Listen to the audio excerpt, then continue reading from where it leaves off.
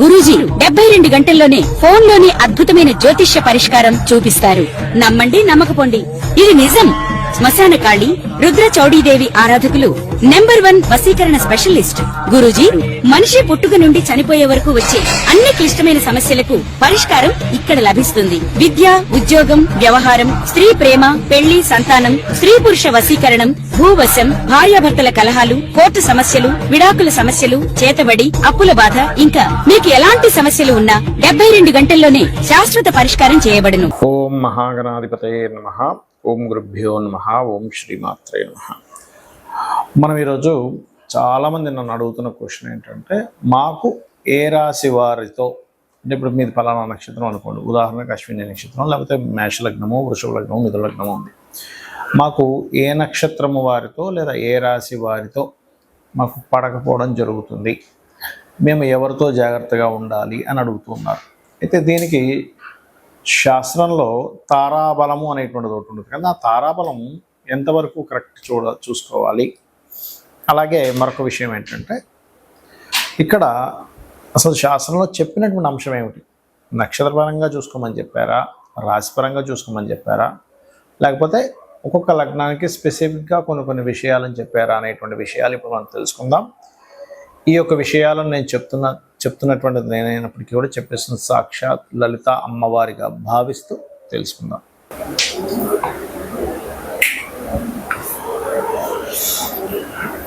ఇక్కడ చాలామంది ఏంటంటే, ఫలానా నక్షత్రం కదా, ఇప్పుడు ఉదాహరణకి సింహలగ్నం ఆ సింహరాశి గురించి తీసుకుంటున్నాం.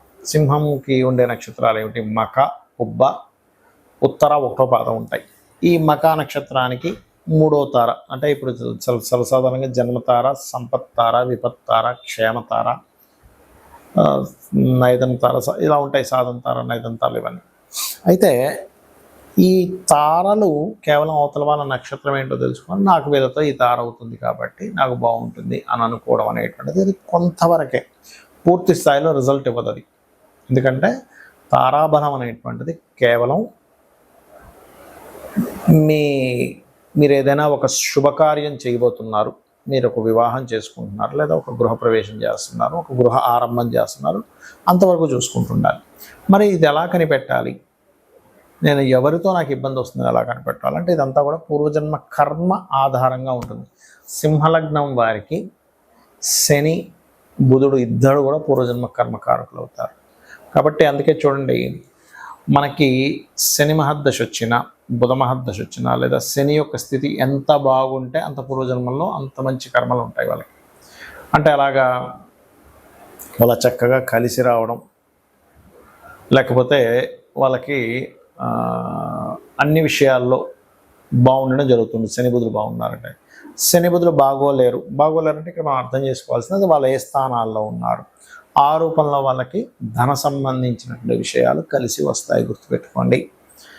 ఇక్కడ ఈ శని బుధుడు ఇద్దరూ గనక 12వ స్థానంలో ఉన్నారు, ఉదాహరణకి సర్వీసెస్ ద్వారా డబ్బులు వస్తాయి సింహలగ్నం వారికి, అలా ఉంటుంది. అయితే శని ఎంత పాడైతే వీళ్ళంత ఇబ్బంది పడతారండి లైఫ్లో, గుర్తుపెట్టుకోండి.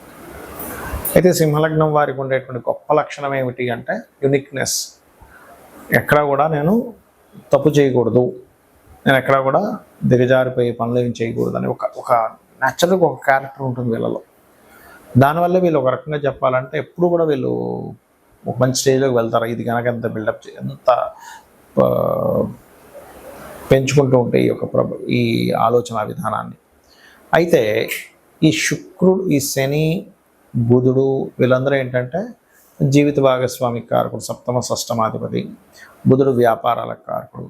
వీళ్ళు ఎప్పుడైతే వ్యాపారాలు తెలుసుకోకుండా, అర్థం చేసుకోకుండా వ్యాపారాలు చేస్తారో అక్కడ వీరికి ఇబ్బంది అనేటువంటిది మొదలవుతుంది, గుర్తుపెట్టుకోండి. అంటే వీళ్ళకి ప్లానింగ్ లేకుండా అన్ప్లానెడ్గా ఎప్పుడైతే బిజినెసెస్లోకి వెళ్తారో అక్కడ వీళ్ళు ఇబ్బంది పడతారు. ఎందుకంటే ఇచ్చేవాడు ఆయనే, బుధుడే, ద్వితీయ లాభాధిపతి. ఆ బుధుడు బాగున్నాడు, వ్యాపారం అద్భుతంగా రాణిస్తారు. బుధుడు బాలేడు, ఇక్కడ ఏమవుతుంది, మేనమామ వరుస వాళ్ళు, లేకపోతే ఈ సింహలగ్నానికి పాపి శుక్రుడు కూడా అవుతాడండి. ఇన్లాస్ వల్ల ఇబ్బంది రావడం, అంటే ఆ కారకత్వం శుక్రుడు పాడయ్యాడు కంప్లీట్గా.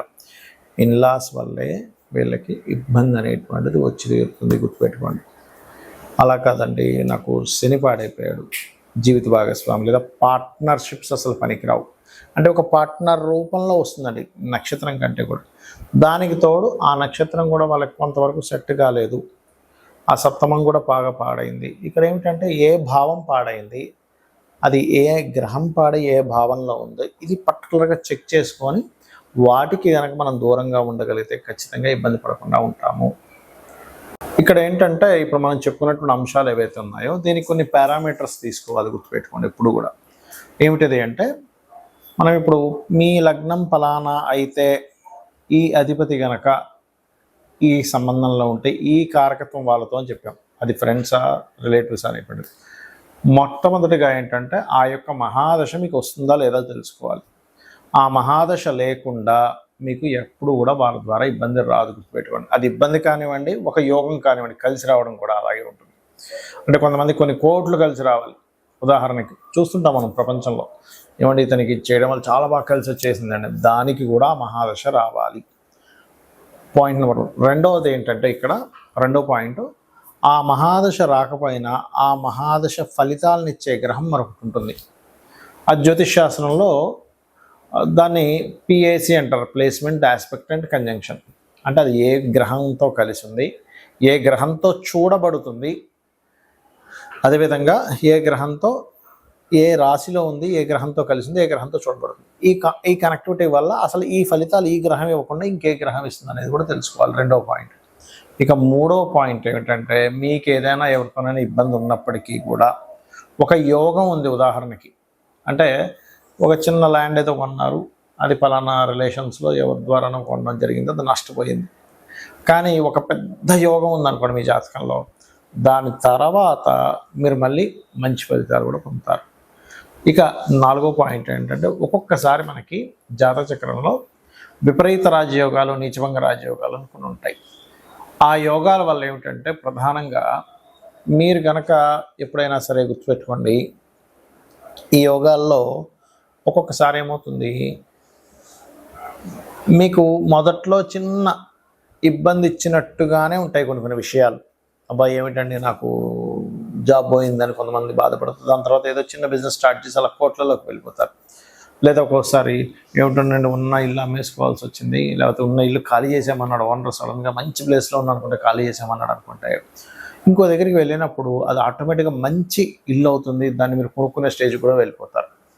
అలాగే ఒక్కొక్కసారి అయ్యో నేను వాళ్ళు వెళ్ళాల్సింది మిస్ అయిపోయిందండి, వెళ్తే మంచి ఇది దొరుకును అనుకుంటాం, కానీ ఒక్కొక్కసారి మిస్ అవ్వడమే మంచిది అవుతుంది.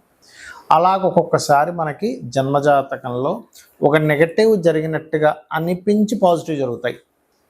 ఇవన్నీ కూడా ఒక విపరీత రాజయోగాలు, నీచభంగ రాజయోగాలు ఉన్నప్పుడు జరుగుతాయి. ఇది మీరు గుర్తించాలి. అంటే మనం ఎప్పుడైనా మన లైఫ్లో ఒక సంఘటన జరిగినప్పుడు వెంటనే దానికి మనం డిప్రెస్ అయిపోకుండా, ఓకే ఇది ఒక విపరీత రాజయోగం, నీచభంగ రాజయోగంలో ఉండేటువంటి ఒక స్టెప్ ఇలాగా ఉంటుంది. ఒక్కొక్కసారి మనకి బాగా దేవతా అనుగ్రహాలు కనుక మనకు ఉన్నప్పుడు ముందుగానే హింట్ కూడా ఇస్తుంది.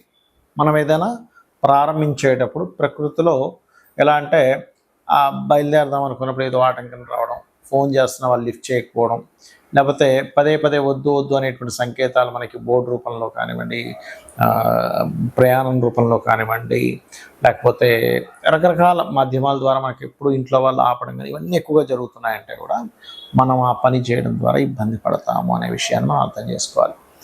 అయితే ఇక్కడ మీరు ఎటువంటి వారితో ఇబ్బంది పడుతున్నా, ఉదాహరణకి మనకి రిలేషన్స్ చాలా ఉంటాయి, లేదా మనం చెప్పుకున్నటువంటి ఏదైతే మనం మొదట్లో చెప్పుకున్నటువంటి వాటిల్లో ఏవైతే మనం ఇబ్బంది పడుతున్నా ఒకటే గుర్తుపెట్టుకోవాలి, మీకు ఏ గ్రహం ద్వారా ఇబ్బంది వచ్చిందో ఆ గ్రహానికి దానము, ఆ గ్రహ సంబంధించిన ఇది అంటే చిన్న ఎగ్జాంపుల్, ఒక చంద్రుడి ద్వారా వచ్చింది, బియ్యము దానం ఇవ్వడం, తెలుపు రంగు వస్త్రం, లేదంటే ఇంకా నేను ఇంకేమైనా చేయగలనా, మెడిటేషన్ చేసుకోవడం, లేదు గోసేవ చేయడం, లేదంటే నా దగ్గర బోల్డ్ డబ్బులు ఉన్నాయి నేను ఇంకేదైనా పెద్దగా చేస్తాను అనుకున్నప్పుడు అన్నదానం చేయడం, లేనట్లయితే ఏదైనా ఒక అమ్మవారికి సంబంధించిన హోమం చేసుకోవడం. అంటే ఏమిటి, మీ యొక్క సమస్య తీవ్రతని బట్టి మీరు ఎప్పుడు కూడా పరిహారం చేసుకోవాలి, గుర్తుపెట్టుకోండి.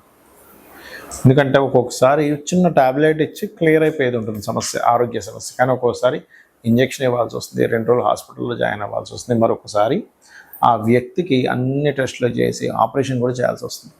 అంతే కదండి సైంటిఫిక్గా మనం చూసుకుంటే. అలాగే ఒక్కొక్కసారి ఏమవుతుందంటే చాలా చిన్న చిన్న వాటితో ఈ కలియుగం అంటారు దీన్ని, నామస్మరణ చేత కూడా మనం బయటపడవచ్చు. ఇది ముందు గుర్తుపెట్టుకోవాలి. సమస్య వచ్చింది, సమస్య గురించి భయపడాల్సిన పని లేదు. సమస్యకి పరిష్కారం వెతకడమే సమస్యని జయించడం. శ్రీమాత్రే నమః.